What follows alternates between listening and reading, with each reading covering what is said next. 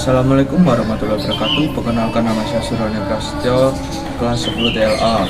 Saya dari kelompok 3 yang beranggota Putra Agung Rastafarian, Saiful Febrianto, dan juga Rektor Prayoga. Kami akan menjelaskan lagi tentang tokoh kolonialisme. Terima kasih.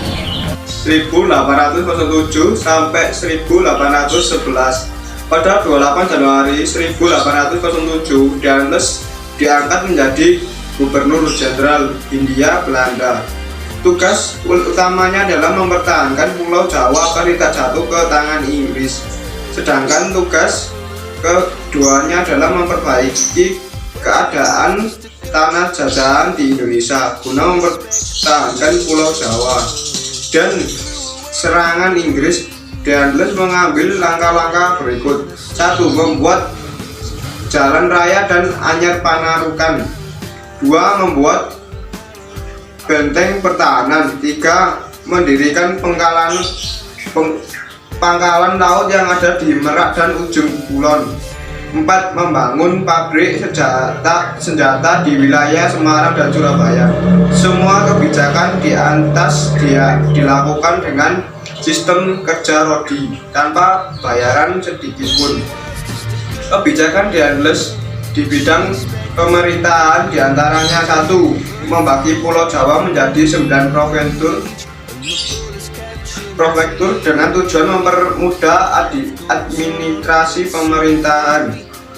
2. Para bupati dijadikan pengawal pemerintah Belanda. 3. Perbaikan gaji pengawal dan pemberantasan korupsi. 4. Mendirikan badan-badan pengadilan.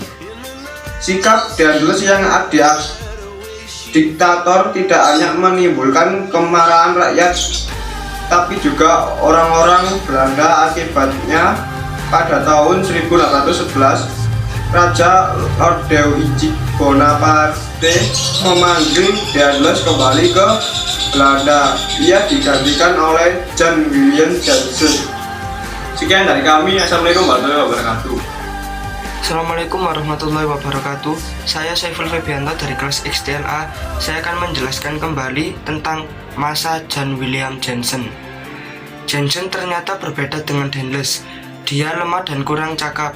Pemerintahan Johnson mewarisi situasi keamanan dan ekonomi yang sangat buruk dan dibayang-bayangi oleh ancaman Inggris. Bahkan pada bulan Agustus 1811, Inggris mendarat di Batavia dipimpin oleh Lord Minto. Belanda melakukan perlawanan terhadap Inggris tapi tidak berhasil. Akibat serangan Inggris tersebut, Belanda menyerah dengan menandatangani kapitulasi Tuntang pada tanggal 11 September 1811. Isi kapitulasi Tuntang adalah: 1. Seluruh kekuatan militer Belanda yang ada di kawasan Asia Tenggara harus diserahkan kepada Inggris. 2. Hutang pemerintahan Belanda tidak diakui oleh Inggris. 3. Pulau Jawa, Madura, dan semua pangkalan Belanda di luar Jawa menjadi wilayah kekuasaan Inggris. Assalamualaikum warahmatullahi wabarakatuh. Saya Suroni Prasetyo akan menjelaskan pada masa Pamles pada tahun 1811 sampai 1816. Penduduk Inggris di Nusantara diwakili oleh Pamles. Ia banyak melakukan perubahan baik dalam pemerintahan maupun ekonomi. Ia berusaha menerapkan politik kolonial di India. Pamles menerapkan sistem sewa tanah, landrace, atau bisa disebut sistem pajak tanah. Rakyat harus membayar pajak sebagai uang sewa karena semua tanah dianggap milik negara, dan pelaksanaannya landas di Indonesia mengalami kekalahan karena: 1. Sulit menentukan besar kecilnya pajak atau pemilik tanah yang luasnya berbeda. 2. Sulit menentukan perbedaan tingkat kesuburan tanah. 3. Terbatasnya jumlah pegawai. 4. Masyarakat pedesaan belum terbiasa dengan sistem sewa tanah. Pada masa Pamlet, Inggris tidak lama memerintah di Indonesia. Pada tanggal 13 Agustus 1914, melalui Konvensi London, akhirnya Belanda menguasai Indonesia kembali. Penyerahan wilayah di Hindia Belanda dari Inggris ke Belanda berlangsung di Batavia pada tanggal 19 Agustus 1916. Sekian dari saya, akan dilanjut oleh teman saya. Assalamualaikum warahmatullahi wabarakatuh. Nama saya Dr. Bayo Ferdia Prasetyo dari kelas XTLA akan tentang masa Van den Bosch 1830. Tugas yang diemban Van den Bosch cukup berat, yakni mencari cara untuk mengisi kas keuangan negara Belanda yang saat itu dalam kondisi tidak baik. Usaha yang dilakukan oleh Van den Bosch adalah dengan meningkatkan hasil produksi tanaman ekspor dengan memberlakukan sistem tanam paksa atau Kulturstelsel. Secara harfiah, Kulturstelsel berarti sistem budaya.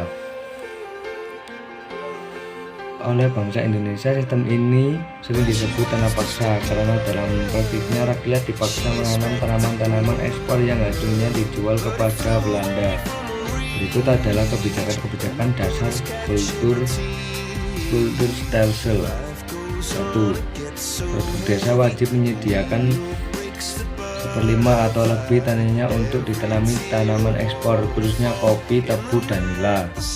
Kedua, jenis tanaman yang telah ditentukan untuk ditanam hasilnya dijual kepada pemerintah kolonial dengan harga yang sudah ditentukan. 3. Tanah yang digunakan untuk kepentingan Kulturstelsel dibebaskan dari pajak. 4. Waktu yang diperlukan untuk menanam tanaman dagang tidak boleh melebihi waktu yang diperlukan untuk menanam padi kurang dari 3 bulan. Untuk menanam padi kurang 3 bulan.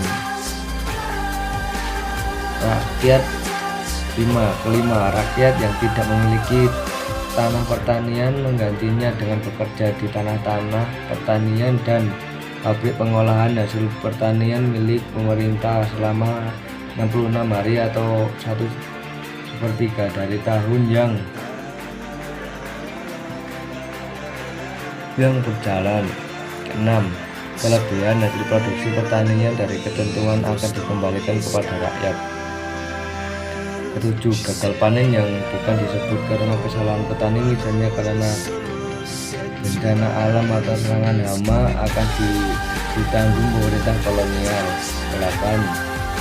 8. Pengawasan dalam penggarapan tanah pertama dan penyerahan hasil tanaman Kulturstelsel dilakukan oleh dan disampaikan kepada para kepala desa. Sekian dari saya. Wassalamualaikum warahmatullahi wabarakatuh.